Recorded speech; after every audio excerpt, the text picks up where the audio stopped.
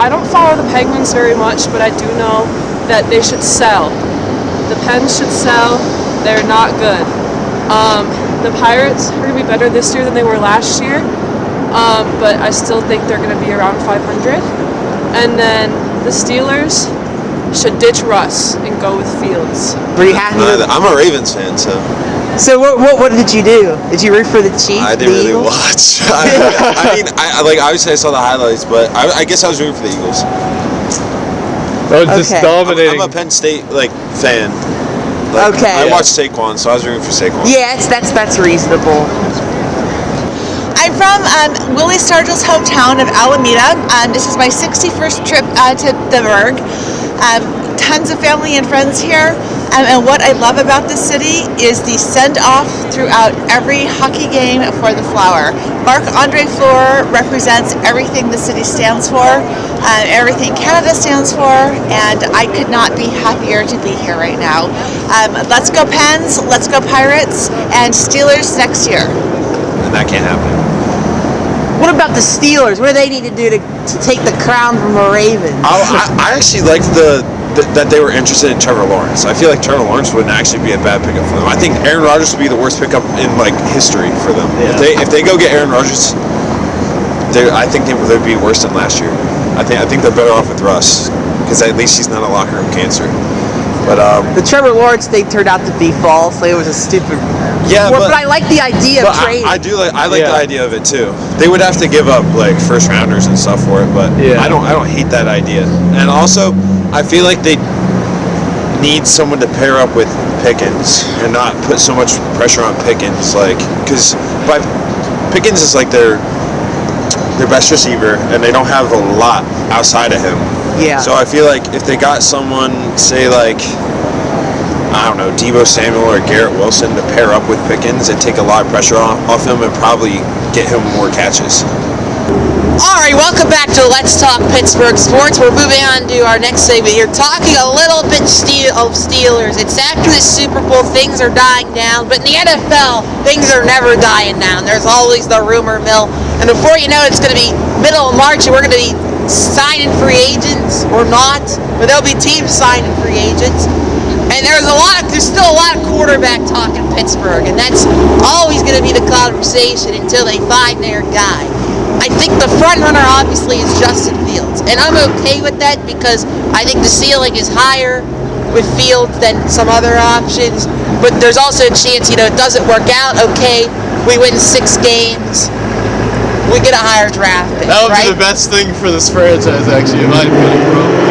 Or Justin Fields really works out, but with this, or we go to the Super Bowl with Justin Fields. But this coaching staff, as we've talked about, we don't trust Arthur Smith to develop, and Mike Tomlin generally, in this offensive staff, and with this offensive line and this offensive line coach to develop Justin Fields into what he can become.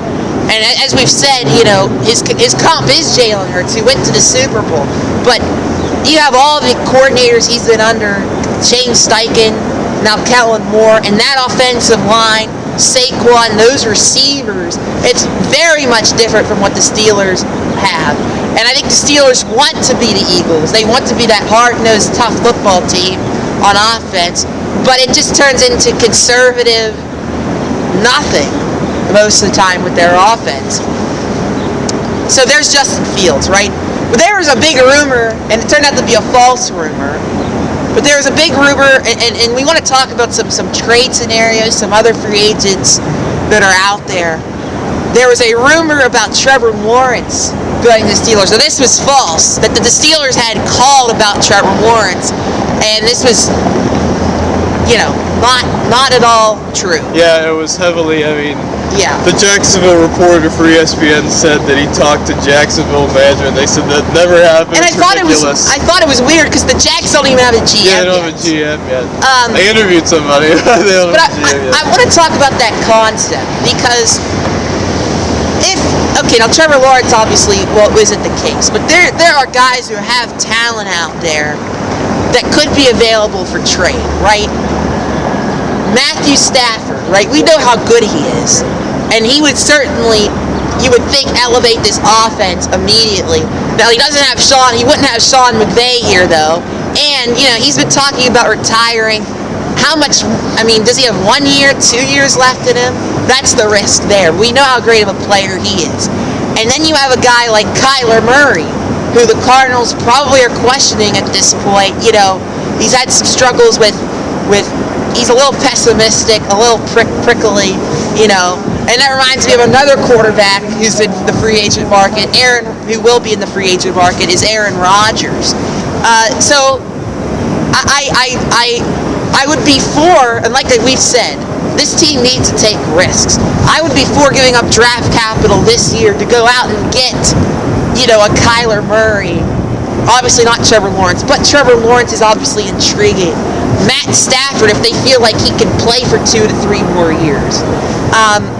I want to see them take a risk, and if they lose draft capital and it doesn't work out, okay, they fall behind a little bit. They don't have the 9-8, 10-7 season, but at least they took a risk for something more, and I think that's something we need to see.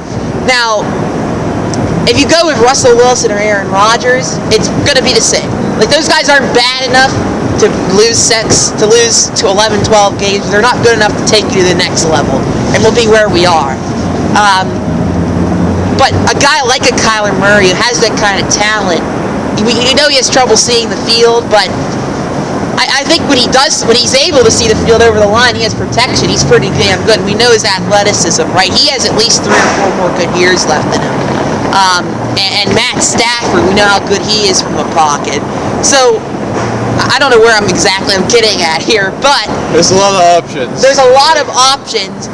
Would you be in favor of the Steelers taking a risk, giving up some draft capital this year, taking a chance on somebody? If it doesn't work out, well, okay, you'll have next year to draft and rebuild. Yeah, I would be right with that. I think, for me, like you, the best option, I think, for the Steelers would just be to re-sign Justin Fields and just go to the season, see what you got. But again, like, the Trevor Lawrence trade in principle, I think, would have been a pretty good deal, honestly. I think Trevor Lawrence, at his best, could be one of the top 10 quarterbacks in the NFL. It's just, he's had injuries the past couple years, and he's been, especially the second half of 2023, remember when the Jaguars just fell off?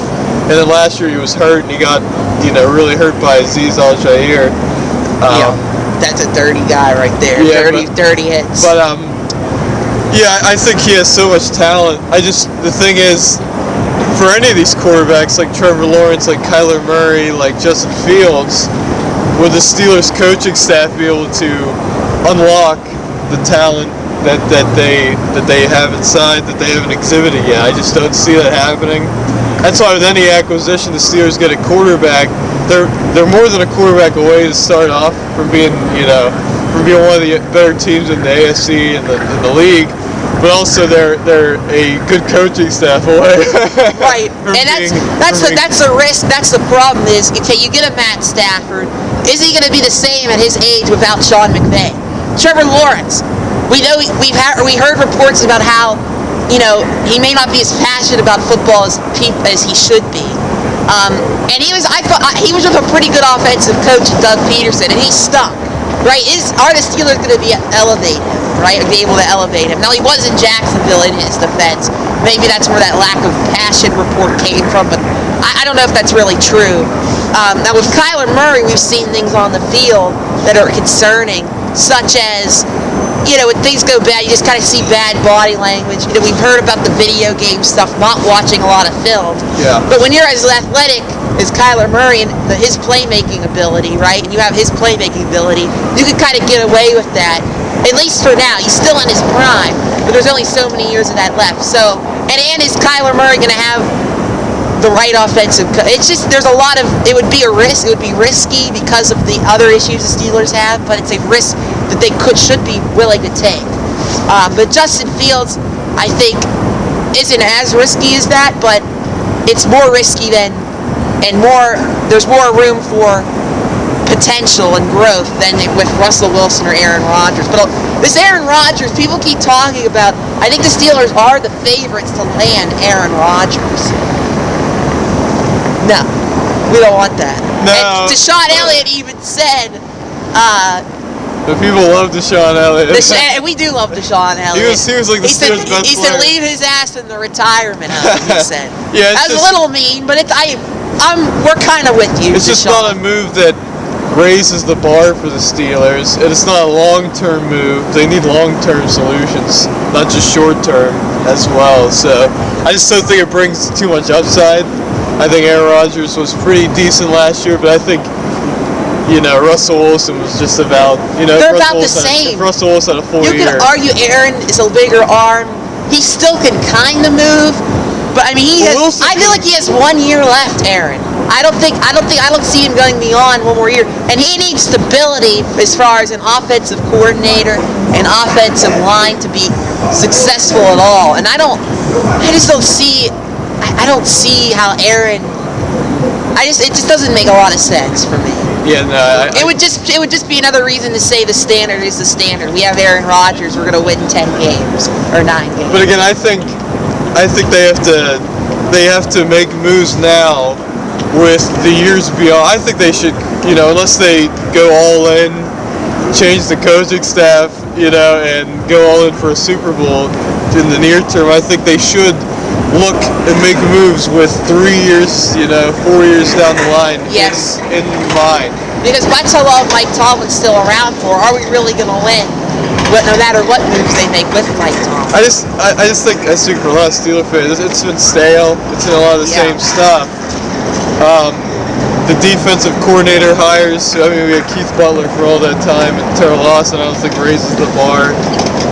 They're just there. Yeah, they're not really running things. Yeah, on it's defense. really Tomlin, and it's not. And offensively, obviously, we know Todd Haley, Randy Fichtner, Matt Canada, Arthur Smith now.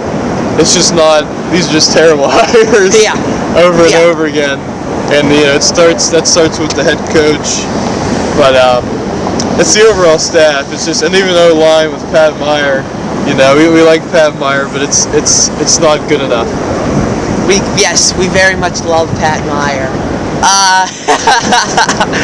All right, well, I think that'll do it for this first segment. We're gonna try and get some interviews here. It's cold out, not a lot of people, so we're gonna have to go running around my like coat. crazy. I'm freezing He doesn't my have his ass coat. off. I yelled at him. I said, "Where do you have your coat?" He said, "Well, I thought it was warm. I'll check the weather." It was sunny at my house. I went outside and I was like, it's sunny here, but we're in the shade. It's very cold. Oh, jeez. I need to get over to the sunlight areas now to warm up a little bit.